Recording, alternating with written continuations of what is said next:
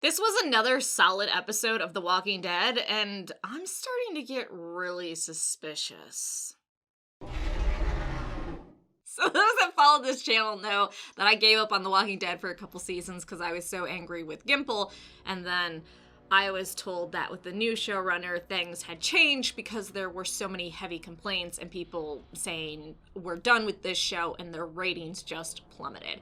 So I decided that I'm giving it another chance, and this is my second episode of The Walking Dead in a really long time, and just like the first episode, I was so impressed. Under Gimple, there were so many episodes where I just wanted to zone out. I wanted to be on my phone doing anything else. These episodes have me just completely entrenched, waiting to see what happens. It's good emotional drama. It's actually good dialogue. There's not these crazy-ass monologues out in the open. Just, it's a really good story again. And here's the thing. It's a really good story, and we didn't follow any of the main characters. We didn't see Michonne. We didn't see Carol. We didn't see Daryl. All we focused on was Alpha, Beta, of course, Alpha's child, and currently what's going on and leading up to Alpha and Carol having this stare down, which, by the way, apparently that wasn't imagined. That's a little weird. I understand for drama you have to have stare downs between characters, but still that was a little weird. I'm gonna throw that out there. But it was just a very emotional and driven episode that didn't rely on pure action and just kills. Although, I will say, in the beginning of the episode was one of the first times in a while I've seen someone just gruesomely eaten by a walker. So I thought that was pretty good. But yeah, spending an episode with Alpha and her daughter and them surviving and Lydia learning to be just like her mom, although she never completely fits in, and her meeting with future Beta, or, Mr. B, as she called him. It was a really good episode. I feel like maybe what this new showrunner has that Gimple doesn't, which Gimple at one point did have it, is realizing that you don't need nonstop action and to constantly be upping the walkers and how crazy they are in situations.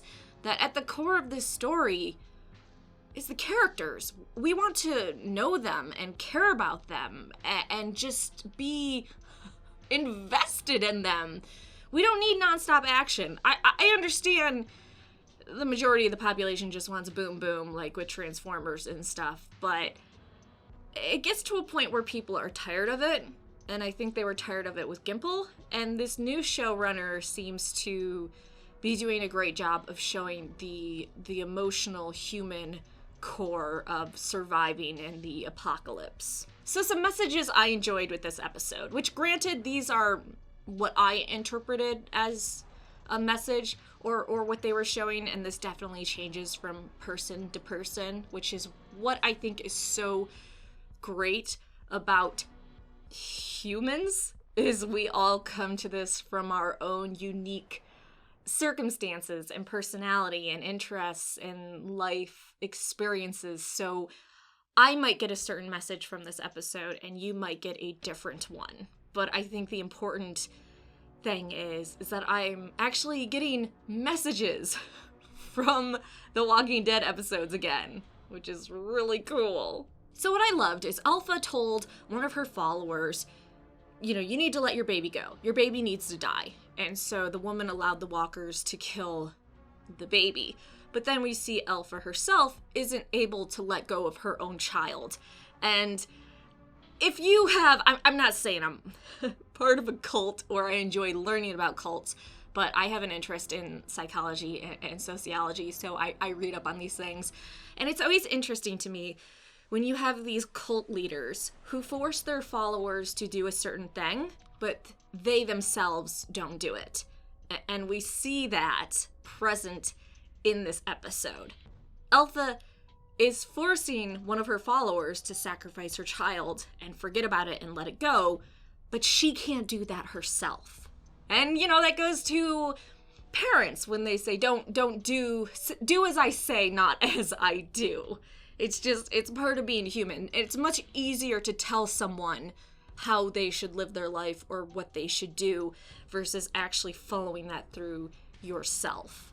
And I actually wouldn't mind seeing more episodes that just show Alpha and her daughter in the beginnings of the apocalypse and them surviving and her personality, because she's obviously fucked, Alpha. I mean, you know that from the comics, and I'm supposing they showed that in previous seasons, but some people are broken, and they're broken before an apocalypse or something bad happens. But when something bad happens, the part of them that is broken can find purpose. And others that are lost or followers will follow that broken person, and I like seeing that. Because to me, I always wonder when you have someone so psychotically evil or just off their hinges, why would you follow that person? Why would you even stay there? But you have so many people that are afraid and they see someone that's powerful and they follow them. And I feel like I've learned that as I've gotten older, where I was so big on free speech, and I still am. And suddenly I discovered that sometimes why we don't allow radical people to speak openly in our campuses is because there are a lot of stupid people that will follow anyone because they're scared and they're afraid. And so I love how they're showing that with The Walking Dead. And obviously they showed it in the comics too.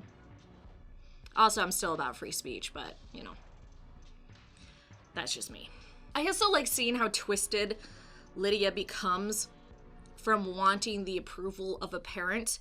And we see that with kids in a non-apocalyptic or post-apocalyptic world where kids will do fucked up things to try to get the approval of their parents. And you see that with Lydia, who obviously has a parent that's damaged. And that's kind of drawing to what I feel bad for kids in the Walker zombie apocalypse is adults aren't perfect, and it's something you learn as you get older. Once you become an adult, you're like, oh, my parents weren't some god figure. They were just normal, you know, flawed human beings. But in the zombie apocalypse, Lydia's following Alpha because that's her mom, and she assumes that she knows best. But Alpha's a broken, not all there person. So normally, maybe Lydia would have other influences to help her steer down a better path than her mother. But because they're in this situation, she doesn't, and she's stuck with that strong influence. And so I like the idea of this being a study of showing what it's like when a child only has one person to depend on, no one else to set a good example, but the person they're following is broken. And I also think through Alpha, we see a person that is broken and very dedicated to a cause, but they still have emotions, they still feel, and regardless of what she's trying to tell her followers, she still is an emotional being with needs and wants. Although, to change the subject, I know in the comics Beta like had a huge thing for Alpha. I want to see them just... I know, I'm sorry. I was talking about all these messages and stuff, and then I was like, man, I'd love to see them just go fucking crazy on each other in walker skins.